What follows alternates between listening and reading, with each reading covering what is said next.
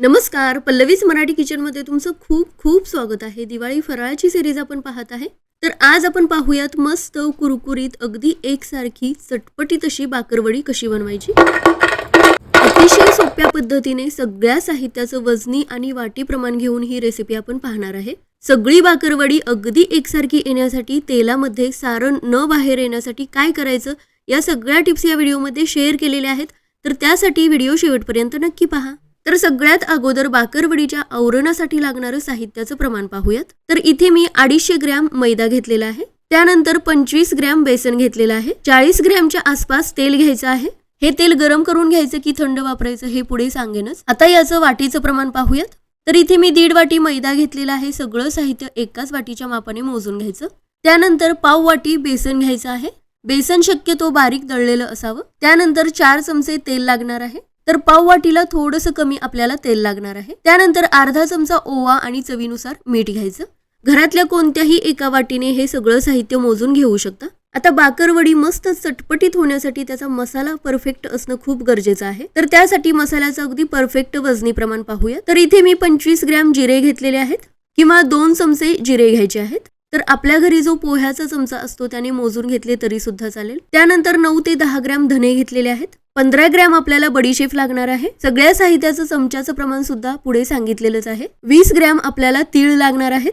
त्यानंतर 20 ग्रॅम चिंच, 30 ते 35 ग्रॅम गुळ, त्यासोबतच 40 ग्रॅम डेसिकेटेड कोकोनट लागणार आहे किंवा याऐवजी किसून घेतलेलं सुकं खोबरं वापरू शकता किंवा वाटीने घेतलं तर अर्धी वाटी डेसिकेटेड कोकोनट आहे.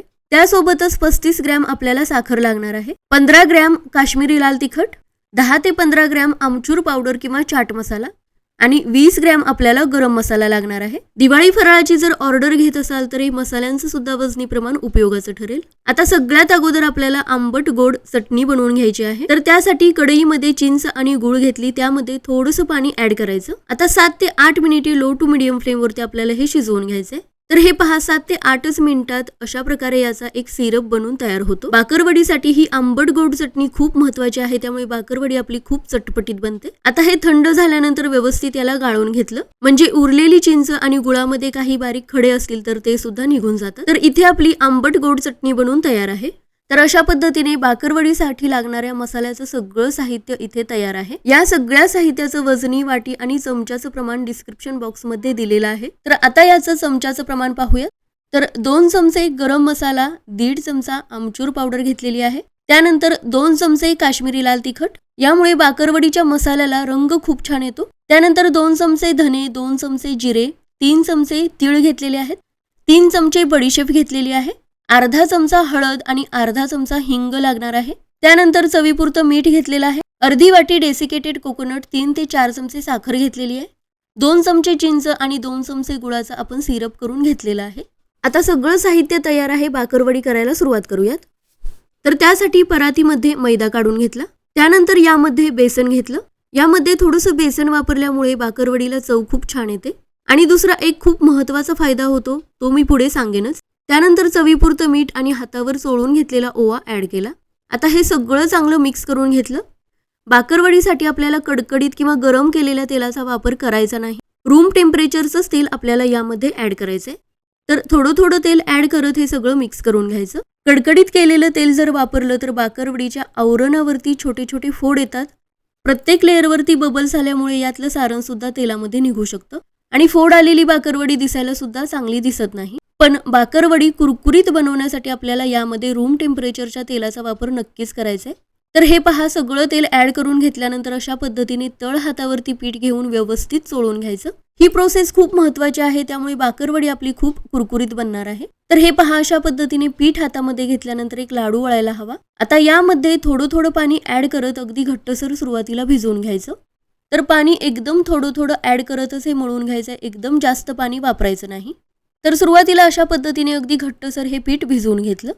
आता एक 4 ते 5 मिनिटे याला व्यवस्थित मळून घ्यायचं आहे. तर हे पहा अशा पद्धतीने हाताच्या मुठीच्या साह्याने फक्त 4 ते 5 मिनिटे मळून घेतलं. या प्रोसेसमुळे यातला मैदा आणि बेसन अगदी व्यवस्थित भिजलं जातं. बाकरवडीसाठी याची चपाती आपल्याला अगदी पातळ लाटून घ्यावी लागते, त्यामुळे हे पीठ व्यवस्थित मळून घेणं खूप गरजेचं आहे. आता याच्यावरती एखादा ओला रुमाल ठेवून 10 मिनिटे तरी याला भिजवून घ्यायचंय. आता हे पीठ चांगलं भिजतंय तोपर्यंत आपण मसाला बनवून घेऊयात. तर त्यासाठी कढईमध्ये धने, जिरे, तीळ आणि बडीशेप घेतली. आता हलकासा रंग बदलेपर्यंत, खमंग वास येईपर्यंत मंद आचेवरच याला हलवत राहायचं. 2 ते 3 मिनिटानंतर हलकासा याचा रंग बदललेला आहे. आता यामध्येच डेसिकेटेड कोकोनट ॲड करूयात. हे खोबरं भाजण्यासाठी जास्त वेळ लागत नाही, तर फक्त मिनिटभरच याला परतून घ्यायचं आहे. सगळ्यांचा रंग हलकासा बदललेला आहे. गॅस बंद करून हे प्लेटमध्ये काढून घेतलं. पूर्णपणे थंड झाल्यानंतर मिक्सरच्या भांड्यामध्ये काढून घ्यायचं. आता यामध्ये घेतलेली साखर सगळी ॲड करायची. झाकण लावून मिक्सरला फक्त 2 ते 3 वेळा फिरवून घ्यायचं. जास्त बारीक पावडर करायची नाही, थोडंसं दरदरीतच ठेवायचं आहे. आता यामध्ये बाकीचे मसाले सुद्धा घेऊयात. हळद, काश्मीरी लाल तिखट, गरम मसाला, हिंग, आमचूर पावडर, मीठ. आता याला झाकण लावून पल्स मोडवरती फक्त 2च वेळा फिरवून घ्यायचं आहे. आपल्याला हे फक्त मिक्स करून घ्यायचं आहे, याची पावडर करायची नाही. तर हे पहा, मसाल्याला रंग सुद्धा खूप छान आलेला आहे, त्यामुळे बाकरवडी दिसायला सुद्धा खूप सुंदर दिसते. तर आता आपला मसाला तयार आहे, आंबट गोड चटणी तयार आहे आणि तुम्ही पाहू शकता 10 मिनिटे ही कणिक सुद्धा व्यवस्थित भिजलेली आहे. हे पहा, या पिठाची अशीच कन्सिस्टन्सी हवी आहे, जास्त घट्ट याला भिजवायचं नाही. आता पुन्हा एकदा हे थोडंसं मळून घेऊयात. तुम्ही पाहू शकता मैदा व्यवस्थित भिजलेला आहे, अगदी रबरासारखी ही कणिक झालेली आहे. आता लगेचच आपण बाकरवडी बनवायला घेऊयात. तर त्यासाठी आपण चपातीसाठी जितका गोळा घेतो तेवढा गोळा घेतला. हातावरती थोडंसं मळून घ्यायचं, स्मूथ करून घ्यायचं. किचन ओट्यावरतीच याची मी चपाती लाटून घेणार आहे, कारण आपल्याला हे खूप पातळ लाटून घ्यायचंय. त्यामुळे ओटा स्वच्छ धुवून व्यवस्थित पुसून घ्यायचा. याला पीठ किंवा तेल लावायची गरज नाही, असंच याला लाटून घ्यायचंय. यामध्ये फक्त मैदा वापरला तर लाटताना हे आकसलं जातं. बेसनचा फायदा असा की थोडंसं बेसन वापरल्यामुळे लाटताना हे अजिबात आकसलं जात नाही. त्यामुळे मैदा आणि बेसन व्यवस्थित एकजीव झालेले आहेत. आणि आता थिकनेस तुम्ही पाहू शकता, इतकं पातळ हे लाटून घ्यायचंय. थोडंसं बेसन पीठ ऍड केल्यामुळे चवीला सुद्धा बाकरवडी छान लागते आणि लाटायला सुद्धा अतिशय सोपं पडतं. याच्या कडा कट करून घ्यायच्या, आयताकृती आकारामध्ये याला कट करून घ्यायचं आणि उरलेल्या पिठावरती आपल्याला ओलं कापड ठेवायचंच आहे. त्यामुळे हे शेवटपर्यंत अजिबात सुकत नाही आणि आपल्याला लाटायला सुद्धा खूप सोपं पडतं. आता सुरुवातीला याला आपण आंबट गोड चटणी लावून घेणार आहे. तेलामध्ये बाकरवडी टाकल्यानंतर कधी कधी त्यातलं सारण बाहेर येतं, कारण ते सारण व्यवस्थित चिकटलेलं नसतं आणि तेलामध्ये सारण बाहेर आल्यानंतर तेल सुद्धा खराब होतं आणि बाकरवडीची चव सुद्धा बिघडते. त्यामुळे 3 ते 4 चमचे ही आंबट गोड चटणी अशा पद्धतीने लावून घ्यायची आहे.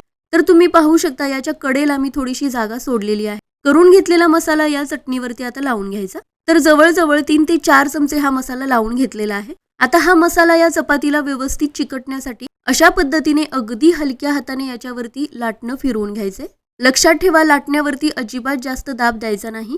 अगदी हलक्या हाताने फक्त याला 1 ते 2 वेळा फिरवून घ्यायचं, म्हणजे मसाला चटणीला अगदी व्यवस्थित चिकटला जातो आणि त्यामुळे हा मसाला तेलामध्ये अजिबात बाहेर येत नाही.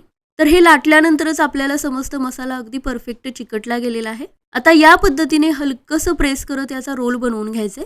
बाकरवडी बनवताना ही सगळ्यात महत्त्वाची स्टेप आहे. या रोलमध्ये अजिबात हवा राहून द्यायची नाही. तर तुम्ही पाहू शकता, बोटांच्या साह्याने हलक्या हाताने दाबत दाबत हा रोल करून घ्यायचा आहे, म्हणजे यामध्ये हवा बिलकुल शिल्लक राहत नाही. बाकरवडी दिसायला सुद्धा यामुळे खूप सुंदर दिसते.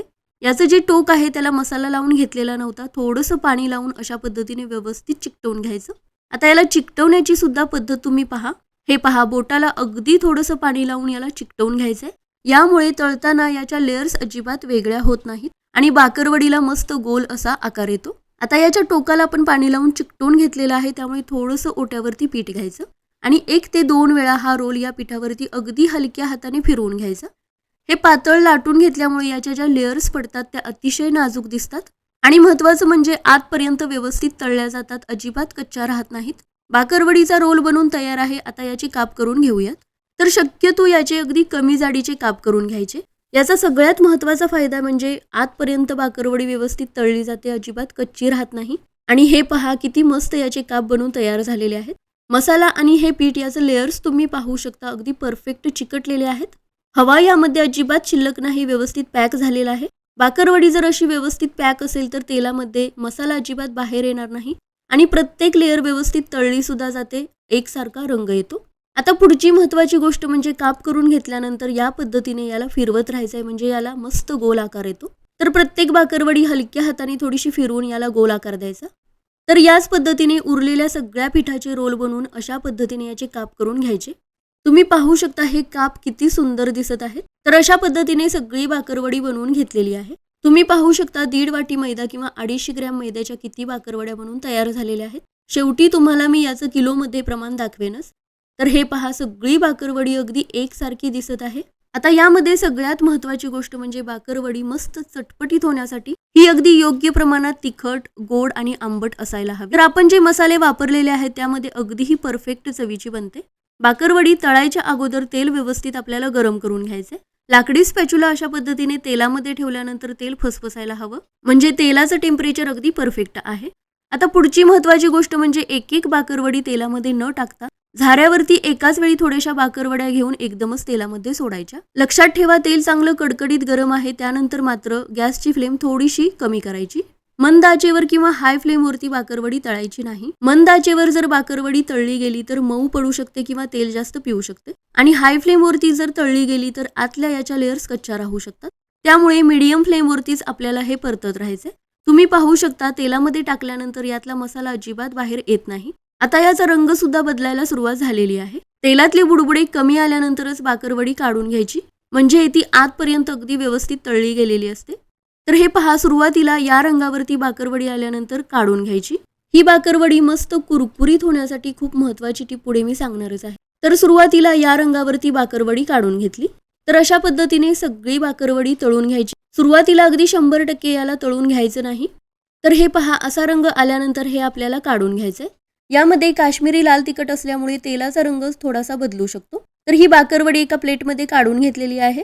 आता हे आपल्याला डबल फ्राय करून घ्यायचंय. आता हाय फ्लेमवरती या बाकरवड्या आपल्याला डबल फ्राय करून घ्यायच्या आहेत. तर पुन्हा सगळ्या बाकरवड्या अगदी कडकडीत केलेल्या तेलामध्ये काढून घेतल्या आणि हाय फ्लेमवरती फक्त 1 मिनिटभरच याला परतून घ्यायचंय. जास्त वेळ तेलामध्ये ठेवायचं नाही, नाहीतर याचा रंग अजून गडद होऊ शकतो. डबल फ्राय करून घेतल्यामुळे बाकरवडीचे सगळे लेयर्स मस्त कुरकुरीत बनतात. तेलामधून डायरेक्ट एखाद्या चाळ्यामध्ये बाकरवड्या काढून घ्यायच्या, म्हणजे पटकन थंड होतात. तर हे पहा, किती छान कुरकुरीत बनलेले आहेत. तर याच्या आवाजावरूनच तुम्हाला समजलं असेल, अगदी परफेक्ट कुरकुरीत अशी ही बाकरवडी बनलेली आहे. यातला मसाला अजिबात बाहेर आलेला नाही. मस्त सगळ्या बाकरवड्या अगदी एकसारख्या बनलेल्या आहेत. पूर्णपणे थंड झाल्यानंतरच बाकरवडी खायला घ्यायची, म्हणजे आणखी ती कुरकुरीत बनते.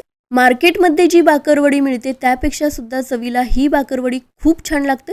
आणि हे पहा, डबल फ्राय करून घेतल्यामुळे याचा प्रत्येक लेअर व्यवस्थित फ्राय झालेला आहे आणि त्यामुळे आतपर्यंत व्यवस्थित तळली गेलेली आहे. याचा प्रत्येक लेअर तुम्ही पाहू शकता अगदी वेगवेगळा होत आहे. अगदी परफेक्ट प्रमाणात आंबट, गोड, तिखट, मस्त चटपटीत अशी ही बाकरवडी बनलेली आहे. ही बाकरवडी दिसायला सुद्धा खूप सुंदर दिसते. कोणी विश्वासही ठेवणार नाही की हे आपण घरी बनवलेलं आहे. पूर्णपणे थंड झालेली आहे आणि या सगळ्याच आपण वजन करून पाहूयात. तर हे पहा, 500 ते 510 ग्रॅम ही बाकरवडी भरत आहे. तर या पूर्ण साहित्याची अर्धा किलोची बाकरवडी बनवून तयार झालेली आहे.